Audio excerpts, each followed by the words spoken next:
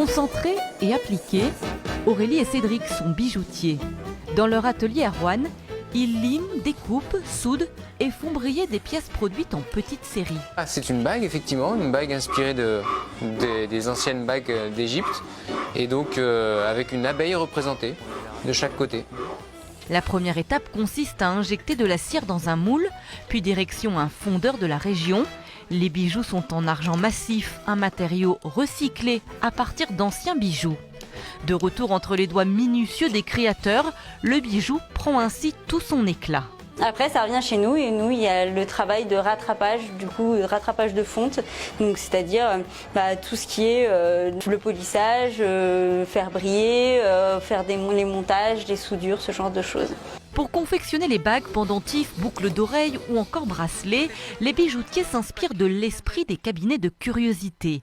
Passionnés d'histoire, Aurélie et Cédric aiment retracer des événements passés qu'ils transposent à notre époque.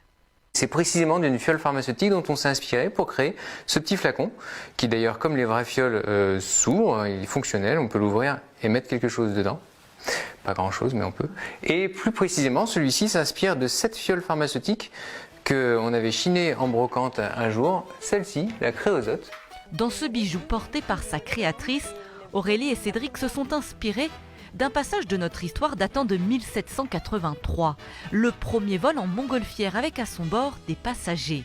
Ces créations un brin mystérieuses sont pensées et dessinées en amont.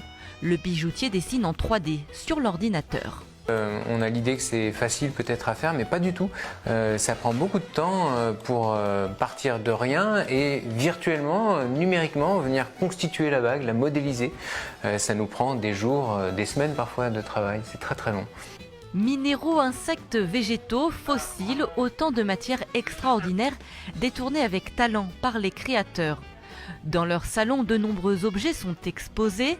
À leur façon, ils se sont créés leur musée avec des dizaines d'objets curieux venus des 4 coins du monde.